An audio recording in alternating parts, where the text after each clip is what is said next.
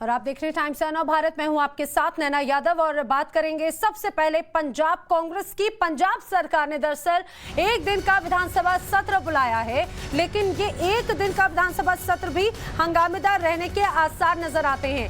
पंजाब कांग्रेस के अध्यक्ष नवजोत सिंह सिद्धू जैसे ही विधानसभा पहुंचे, इस दौरान अकाली दल ने उनके खिलाफ जमकर नारेबाजी करना शुरू कर दी। अमरिंदर सरकार की तरफ से बता दें, यहाँ पर उन्होंने जमकर नारेबाजी की है। पंजाब विधानसभा के बाहर सिद्धू के खिलाफ पोस्टर्स लगाए गए हैं। ये जो एक दिन का सत्र है, विशेष सत्र ये है गुरु तेग बहादुर जी के 400वें प्रकाश पर्व के मौके पर उनके जीवन और धार्मिक मुद्दों पर चर्चा करने के लिए एक दिन का सत्र बुलाया गया। लेकिन इसके पहले ही संकेत मिल रहे हैं कि अब सत्र बेहद हंगामेदार होगा। अकाली दल ने अमरिंदर सरकार को पूरी तरह से फेल बताया है। कुछ सिद्धू भी पहले ही कह चुके हैं कि एक दिन के विधानसभा सत्र से कुछ नहीं होने वाला।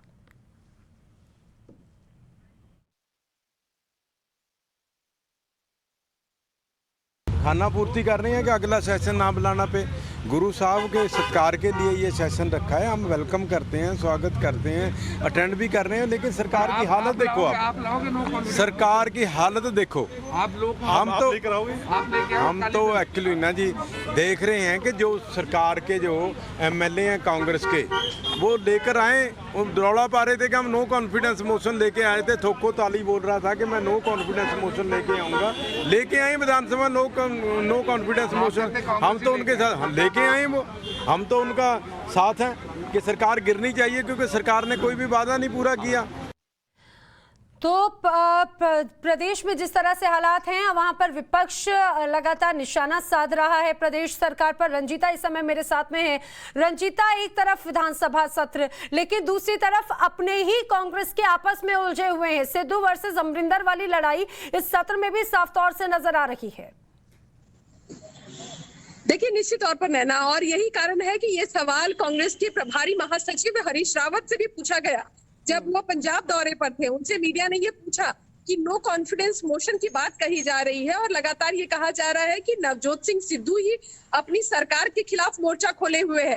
तो ऐसे में सवाल ये उठता है कि क्या अपनी ही सरकार के खिलाफ Congress party no confidence motion लेकर आएगी? इस सवाल के जवाब में हरीश रावत ने कहा था कि ये विपक्षी पार्टियां तय करे, कांग्रेस इंटैक्ट है और कांग्रेस के अंदर जो तमाम नाराजगियां हैं, कांग्रेस एक लोकतांत्रिक पार्टी है और इस वजह से ये चीजें हैं। लेकिन ये एक दिन का जो सत्र है नैना, ये कई मायनों में खास होगा, क्योंकि एक तरफ विपक्षी पार्टियां, चाहे वो अकाली की बात करें, दूसरी विपक्षी पार्टियों की बात करें, वो सरकार पर आक्रामक है। लेकिन जो सिद्धू वर्सेस जो कैप्टन चल रहा है, उसमें क्या कोई नया मोड़ आएगा आज के एक दिन के सत्र में, ये देखना विशेष है। लेकिन रंजीता, एक बात समझनी होगी, क्योंकि अब मुझे लगता है कि नवजोत सिंह सिद्धू अलग थलग नहीं पड़ गए। क्योंकि जब वो अगर आलाकमान पहुंचते हैं दिल्ली, लेकिन ना ही उनसे राहुल गांधी मिलते हैं, ना ही उनसे प्रियंका गांधी मिलती हैं, यहाँ तक कि वक्त भी नहीं दिया जाता। और लेकिन जब वापस अगर सिद्धू पंजाब पहुंचते हैं तो उनका बॉडी लैंग्वेज अभी भी उस तरह का है जिसमें प्रदेश कांग्रेस ही नहीं, बल्कि अब ये कहा जाए कि आलाकमान के भी खिलाफ उनकी बॉडी लैंग्वेज बहुत कुछ कहती है। तो क्या सिद्धू पर भी लगाम लगाने के लिए, उन्हें कंट्रोल करने की अब कोशिश होगी कांग्रेस की? बिल्कुल नैना, देखिए, कांग्रेस पार्टी की जो अभी रणनीति है वो ये कि आने वाले चुनाव की तैयारी जो है वो मजबूती से हो सके। हरीश रावत अभी तक प्रभारी हैं, कहा यह भी जा रहा था कि वो प्रभारी नहीं रहना चाहते हैं क्योंकि उत्तराखंड में चुनाव है और नया कांग्रेस का प्रभारी हो सकता है पंजाब में, क्योंकि वहां भी चुनाव है। ऐसे में सवाल ये कि क्या जिस तरह की रणनीति कांग्रेस पार्टी की है, खासकर ये कि कांग्रेस की अंदरूनी कलह का नुकसान कांग्रेस पार्टी को चुनाव में ना हो, इस पर खासा जोर दिया गया है। सिद्धू को और नवजोत सिंह सिद्धू और कैप्टन को, दोनों को ये बता दिया गया है कि आपको साथ मिलकर काम करना है, इसके अलावा कोई दूसरा ऑप्शन नहीं है आपके पास। ठीक है, लेकिन क्या इसको लेकर भी कोई रणनीति है? आगे देखने वाली बात है। रंजीता, फिलहाल जानकारी के लिए आपका शुक्रिया, लगातार अपडेट आपसे लेते रहेंगे।